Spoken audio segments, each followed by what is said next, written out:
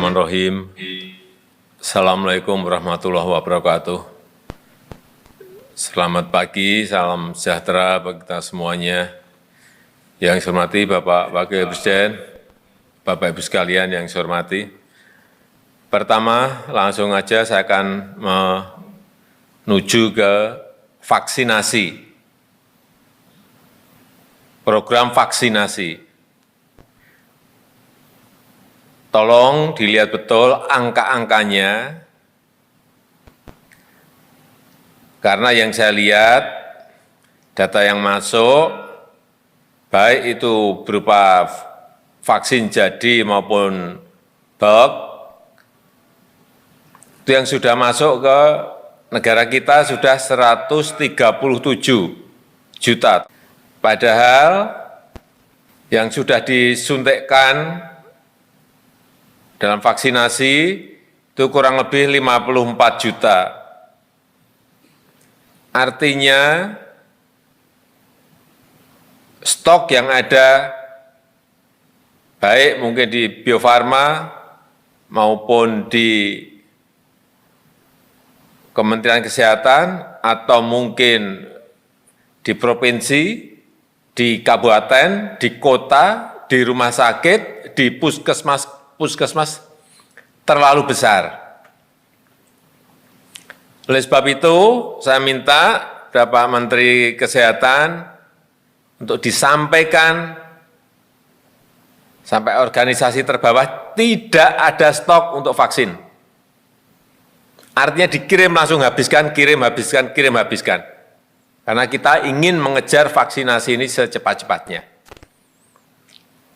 Dan terbukti 2 atau 3 hari yang lalu, kita sehari bisa menyuntikkan 2,3 juta.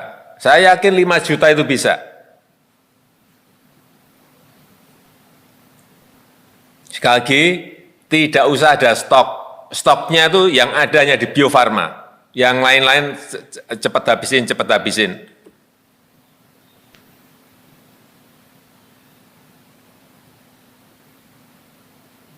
Sehingga ada kecepatan, karena salah satu kunci kita menyelesaikan masalah ini adalah kecepatan vaksinasi. Ini sesuai yang juga disampaikan oleh Dirjen WHO. Mengenai vaksinasi juga, seperti yang saya lihat kemarin yang dilakukan oleh BIN, vaksinasi door to door itu, ini saya kira diteruskan. Kemudian yang ketiga, yang berkaitan provinsi mana, wilayah mana yang didahulukan. Saya melihat angka-angka Jakarta dan Bali. Kemarin memang ingin kita dahulukan. Bali sudah 81% dosis yang telah disuntikkan. DKI sudah 72%. Ini saya kira Agustus sudah akan selesai masuk ke herd immunity. Kemudian provinsi mana yang sekarang harus kita fokuskan? Menurut saya 3, yaitu Jawa Barat, Jawa Tengah, Banten. Karena ini baru 12%, Jawa Barat 12%, Jateng 14%, Banten 14%. Sehingga Jawa segera masuk ke herd immunity. Kita harapkan di bulan Agustus akhir atau paling lambat pertengahan September.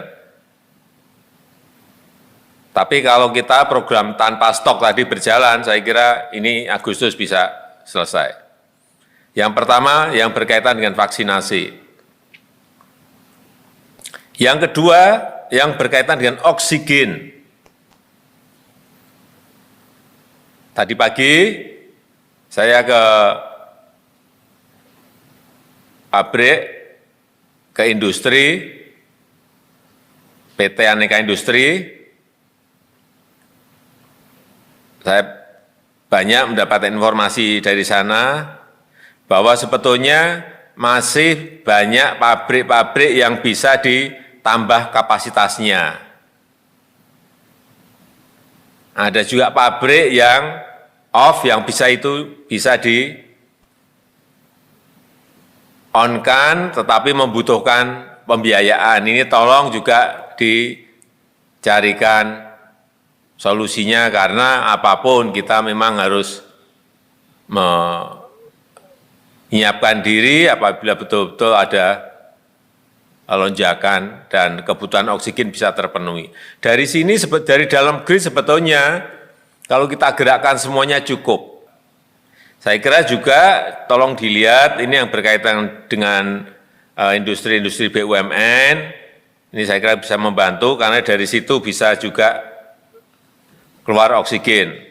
Krakatau Steel misalnya, pabrik-pabrik pupuk kita, industri petrokimia kita, semuanya bisa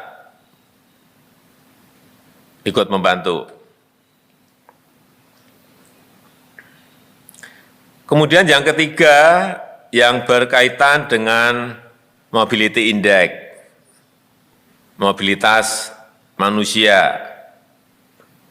Kita telah melakukan penyekatan-penyekatan. Tapi kalau saya lihat malam, juga pagi tadi, saya ke Pulau Gadung tadi, saya lihat masih cukup ramai. Tadi malam saya ke kampung juga ramai banget. Artinya penyekatan ini mungkin perlu kita evaluasi. Apakah efektif juga menurunkan kasus? Karena ini yang terkena sekarang ini banyak yang di keluarga-keluarga. Atau ada strategi lain yang mungkin bisa kita intervensikan ke sana.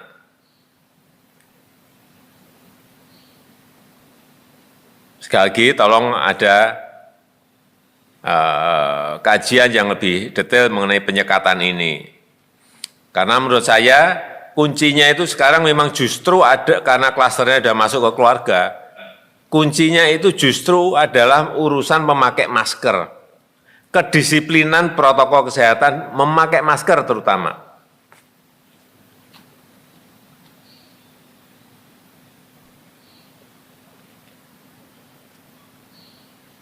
Sehingga seperti yang saya minta sejak awal, BNPB bekerja keras betul urusan yang berkaitan memberi masker, kampanye masker yang saya lihat sampai saat ini belum.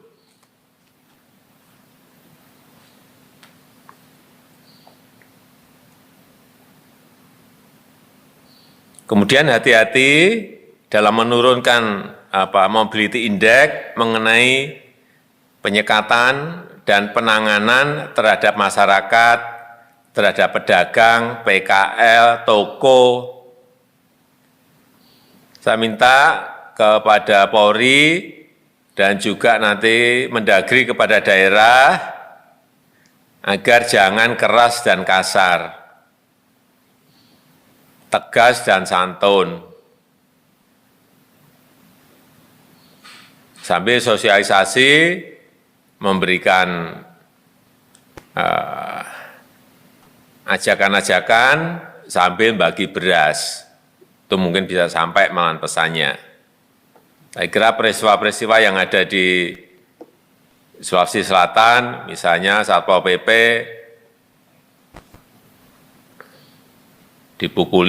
memukul pemilik warung, apalagi ibu-ibu, ini untuk rakyat menjadi memanaskan suasana.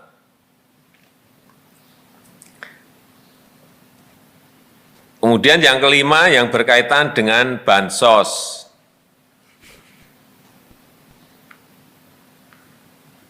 Saya minta jangan sampai terlambat. Baik itu PKH, baik itu BLT desa, baik itu bantuan sosial tunai, BST, jangan ada yang terlambat. Dan yang paling penting lagi adalah bantuan beras, bantuan sembako. Minggu ini harus keluar. Percepat, betul-betul ini percepat. Saya minta Kabulok dan utamanya Mensos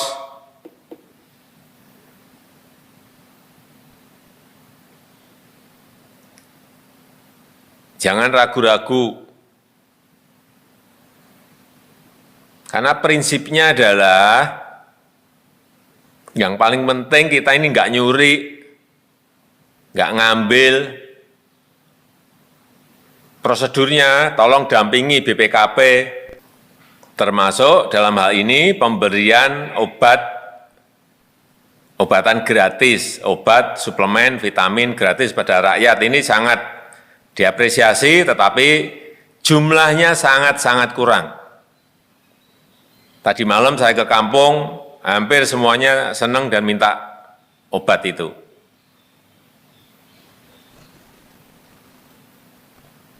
Ini tolong karena kemarin rencananya tahapan pertama 300, tahapan kedua 300, berarti hanya 600.000.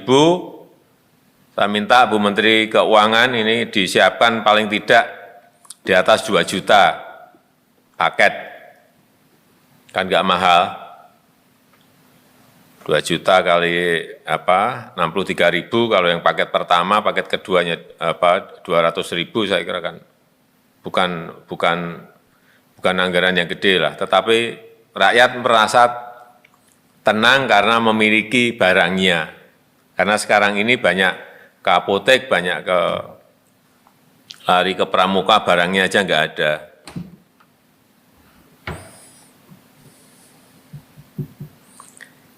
Yang keenam, yang berkaitan dengan komunikasi.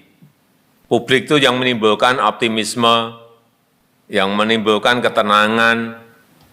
Karena terus terang aja masyarakat ini khawatir mengenai COVID yang naik terus, kemudian kematian tinggi, kemudian juga yang berkaitan dengan urusan makan, urusan perut, ini hati-hati. Jangan sampai di antara kita ini tidak sensitif terhadap hal-hal seperti ini.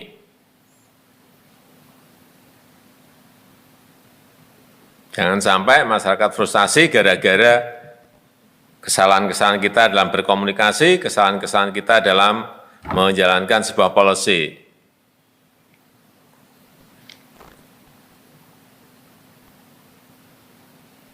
Yang ketujuh, yang berkaitan dengan Idul Adha, saya betul-betul minta agar dikomunikasikan dengan baik. Ini mungkin Bapak Wapres bisa membantu dalam hal ini, Pak Menteri Agama bisa mengkomunikasikan ke bawah, sehingga perayaan Hari Raya Idul Adha betul-betul bisa lebih khidmat, tetapi semuanya bisa menjaga protokol kesehatan. Kemudian yang terakhir, ini pertanyaan dari masyarakat sekarang ini adalah satu yang penting yang perlu kita jawab. PPKM darurat ini akan diperpanjang tidak? Kalau mau diperpanjang sampai kapan? Ini betul-betul hal yang sangat sensitif, harus diputuskan dengan sebuah pemikiran yang jernih, jangan sampai keliru. Saya rasa itu mungkin yang bisa saya sampaikan.